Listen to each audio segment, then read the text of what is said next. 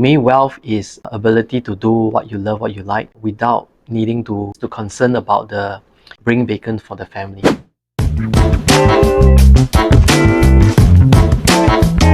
Hi everybody, thank you for joining us. Today we have a very special guest, and it's none other than Luke Lim from Logan Group. Welcome, Luke. Thanks for joining us. Thank you for having me. Yeah, we are so excited because you're so busy, and I was very honored that you take the time to join us for this interview. Pleasure. Yeah, okay. So we'll just jump right into it, right? Okay, because I understand your background is like you grew up in an entrepreneurial family in that your parents were hawkers, right? So you'll always be helping them after school, learning your street smarts from there, right? And then, so how did you, and then after that, but you went into work for the government, right? Yeah, so how did you progress from there? Like you grew up in your background, your family background, and then like working for the government and then getting into business. Thanks for the question. Yeah, I think since young, I have a curious mind. I like to observe what's going on. So when I was working for my mom or my grandparents in the coffee shop environment, I like to observe people, right? And that gave me a sense of a good observation of human behavior. Although I don't term that as human behavior, just curious, like just a very curious little boy, right? And I like going around chatting with the people who work in the coffee shop. Right. That gave me maybe the element of street smartness to begin with, and then subsequently carry throughout my whole career as an entrepreneur later on. Okay. More like why? Why did you start your business? Like, Yeah, because of the curiosity, the desire to understand where the needs and the gaps are, right? Motivated myself to say, maybe there's a solution out there. So while I was studying in the university, I had the privilege to be voted in as a president for my school club. Right. And I saw that there was need of t-shirt design and printing because there's tons of activity every year in, year out, right? Yes. So I started the business to serve the needs. Right. So that innate sense of wanting to solve a problem and provide a solution became part of me. Right. Yeah. Subsequently, all the other businesses that came about all revolve around the same thing. You started Logan in like 20 years ago. So 20 years ago, right? But now you have so many more business units. So there's Logan, which does the main branding and comms. Then there's Giraffe Consulting. Supermom, yeah. Yes, okay, we so that's rebranded Supermom. to Supermom. Yeah. Right. You have Clicker, which does digital marketing. That's right. Is there anything else? Yeah, UX. There's a user experience design. Right. Okay. Yes. How and why did you expand this way? Okay. Yeah. Yeah, I think the answer to the how is that there must be a ability to work with others. The ability to work with others allow me to expand the solution for the marketplace. When I identify there's an issue or there's a trend. So as I started Logan Group 20 years ago, it all started also because there's a need, right? We realized that there's an innate need of the market in Singapore, where Singapore companies don't seem to know brand strategy and communication, right? And therefore, we were there to fulfill a need, right? As we grow from strength to strength or organically, then we realized there's a need, as an evolution of the digital wave that's coming to Asia Pacific as well as the whole world, right? That's where I realized that there's a need for us to quickly fill in the gap and the void of digital marketing. And we are just fortunate that we found good partners that we invest into, and then we work together very, very, very well. And we extend their horizon of services. And likewise, the user experience team also came about because we find that there's also a need of user experience design, right, in the coming years, right? And why we invested in Supermom is because we also realized that most of the expenditure happened in the consumer segment are spent by the families, right? Yes. And I think it's a nice space they're in, and therefore I found an interest in them and invested into them as well. And subsequently, we did a lot of transformation work and using tech to scale Southeast Asia region. Having done this for quite some time, right? How do you feel like you have had to evolve as a person to become a better version of yourself so that you can manage all these things? Constantly doing that. Yeah. Okay. I'll call this it's like a dotted line, and just as you process in the mind, and also you progress as a human being or as an entrepreneur, right? You started with one single point, right? Then you go to the next point, you land on the next point, then you realize what have you learned, right? And what is the next step forward? What's the next journey they're going to embrace, right? They can progress to the next point, right? So I call this a dotted line kind of a journey I've partaken as an entrepreneur. Every crossroad allowed me to reflect the curiosity and the earnestness to learn and to stay hungry, keep me going, right? I think that allowed me to expand my horizon, go into different sphere of the business at this point in time. Were there any specific things that you had to learn that you feel like were very integral in bringing you, making you the businessman that you are today? Learning from others, learning from mentors, learning from advisor, right? Seeing how they treat others, how they behave. I think this is the best things I've learned from people advice my seniors, right? I've been in business for a long time. One great example is Mr. Koh Boon Hui. Yeah, he has been a great, not an official mentor, but I think I've learned a great deal from him, right? Yes. Co-investing with him and seeing how he behave, how he treat others, and how he communicate to people, and how he lead in meeting. I think that's awesome learning for me. So do you feel like having mentors has also helped you accelerate your success? I didn't have an official mentor, but I will see a lot of my clients with great passion. I learn from them too, right? Because a lot of them are very seasoned business people. So learning from them and seeing them as my mentor, even though I'm providing advisory services in the aspect of brand communication, right? And then also when I co-invest with friends, I also learn from them. Yeah, I think these are all very good handles that I've gained over the years, and that form part of my learning experience. What are your proudest achievements, would you say? Oh, that's a very difficult question actually. I maybe share a little bit of history. While I was in JC, I have a privilege to lead my badminton team. Right? I think the ground were very hard grounds because we were the underdogs. So we know that we don't have a lot of good players in our team, but we work very hard.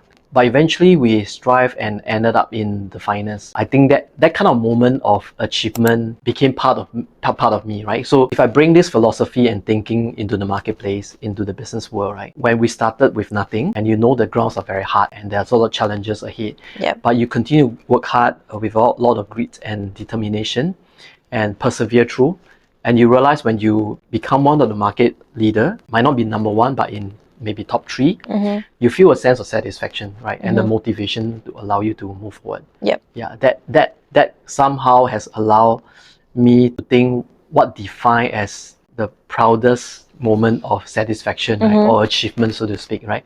So in every of the company that we have, every companies that we have invested or maybe have journey together with the co-founders or partners, are these moments that I treasure from quite nothing, and then we achieve something in the marketplace. I think this is where I'm really proud of the team, right? Yeah. So how do you keep your engine moving? Like, because there's always, especially when you're building companies, right? There's always going to be, you have to do this main thing. Then after you finish this main thing, then you have to do the next main thing. And then, so how do you keep going, fueling yourself? Yeah, there's so many things ongoing, right? So there's always tension. What is most important? What is a priority, right? I don't have an easy answer to this. It's always a struggle every day. So when you have so many things, items on the plate, right? Then you need to prioritize, right? You have only 24 hours a day, right? And therefore, mind mapping maybe is one tool that I use. At the same time, maybe some quiet moment for reflection. But to be honest, these days are very hard when you have young ones at home. And when you are busy meeting after meeting. So then how do you, because you have 4 kids and you're married, right? So how do you manage your family with your other baby? I guess your 5th kid. How do you manage all that? Yeah, as mentioned, there's a constant struggle of tension of time. I guess one thing that I need to learn is to be in a place where at the moment you're in, right? I struggle with that most of the time, right? Or I'm trying to learn how to overcome that as well, right? So when you're in a moment with your staff and your team, make sure that we are totally focused, right, in the meeting, right? But at the same time, when you are with the family, make sure that we are also focused on the family when you're interacting with your kids. Right. Yeah, so I think this is a struggle, to be honest. But I'm learning along. There's always a constant struggle, and there's always something going to be fighting for your attention, right? And I think that has been true since you started your business, right? But how do you, so is your key is just focusing on the moment so that you can still move forward with whatever that you have planned for your business?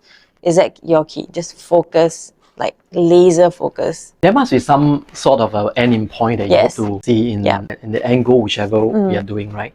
Of course, I'm saying that sometimes I'm not so organized, right? So, but I think it's something that I try to embrace. So, for example, for my family, I say, what do I hope to achieve? Do I need to be a good dad? It's important to be a good dad. Of course, I know that, right? I think being a good dad means what? Spend enough time with them and spend enough time interacting with them At the same time, maybe even spend time sending them back home, and the quantity of time, right, allow me to have opportunity to talk to them, interact with them, right? And our behavior sometimes will also be the best learning for them, right? Right. Whether it's a good or bad part of our own inner self, right? And I think it's also a self-reflection of your kids' behavior is also self-reflecting about how you're behaving, right? So it's also learning from them as well. Okay. So I mean, looking back, right? I mean, is there anything that you would have done differently in terms of your choices for your business? A hypothetical question like that is very hard to answer. Yeah. So I think I wouldn't know whether I'll do the same thing. But I guess important thing is that to do what you believe is good for the people around you, good for yourself, and something that you truly believe in it, and to be passionate, the area that you're really passionate about. Then you will sustain the journey. Otherwise, you give up 1 or 2 days later. Yeah. And so would that be the same advice you would give to budding entrepreneurs? I would think so. I think it's important to find the 3 circles, in my little humble opinion. Well, the first circle is knowing the why, the passion, which is the why, right? Number 2, endeavor in something that you are generally doing quite well already, and you have some innate strength in yourself. Number 3, make sure it's sustainable. Yeah. If it's not sustainable, then I think it's very hard to continue on. If you could go back to young Luke, what would you say to him? Like, what advice would you give him, for the journey ahead? This is a very difficult question to answer. On one side of me, I will say that take more risks. Take more risks? Take more risks, yeah. Certain part of my journey, I was overly conservative, right? There's one side that I'll be telling this young Luke, right? But the other side of me, I'll say maybe focus on the loved one more, right? What matters to you, do what matters to you the most, which is the loved ones, right? Yeah. So that's the other part that I will be telling the young Luke, right? If I have a chance to go back again. Yeah, I think these are the 2 things I will tell the young Luke. But to balance these 2 is always a challenge. Yeah. So how long did it take you to reach around 30 packs for your company? I think when I was young, I started a business at 26, 27, right? So at that point, I really know nothing much about business management. Yeah, I only know that there's a need to fulfill in the marketplace, right? So growing a team is altogether different. Right? Yeah. Then realize that you need to build culture. It's not just about asking the team to do work, right? It's about how do you build a team with a strong culture.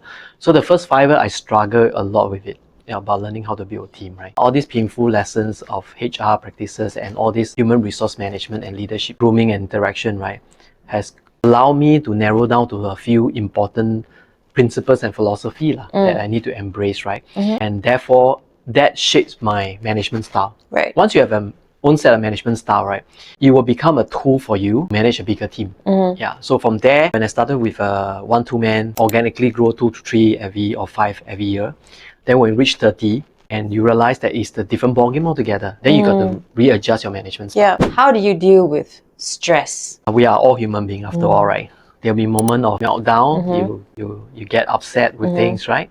As a leader in business, right, you have to really control your emotion. Yes. If you're really stressed up, you need to find your moment of solitude and to distress. Maybe some people is eat a bar of chocolate, some people is a red wine, and some people is playing a game of golf. Yeah. So I think some people is quiet prayer, right? So I guess everyone have their own means and ways to find that moment of solitude to really reflect and then quiet your heart down. I think all this solitude moment is very critical for entrepreneurs. Of course. And then moving on to like the wealth creation part, right? Okay, so first of all, what is wealth to you? And then second, what are the tools that you like to use to build this wealth? Yeah, I think wealth is very subjective to a lot of people. Yes. Right? To me, wealth is ability to do what you love, what you like, without needing to be the needs to concern about the bring bacon for the family. So the first layer of wealth is that you need to build the security of the family so that their needs are all met. Yes. Right. The second layer of wealth, I believe, is that you have the freedom to choose what you want to do and work with people that you love working with, and that's the second layer of wealth, right? And once you have achieved that, to me, that a great sense of satisfaction. And the third level of wealth is that you're really able to contribute back in a significant way. Right. For yourself, I mean, when you are alone and spending time in solitude, is it more reflection? Is it more exercise? Is it more or whatever that you feel that day? It could be exercising when you wake up earliest in the morning, or before your kids wake up, or maybe after you send your kids to school. Then that 1 hour of time of solitude, thinking, reflecting would be important. Yeah, everyone have a different moment. Yeah. Some could be in the wee hours. Some could be driving.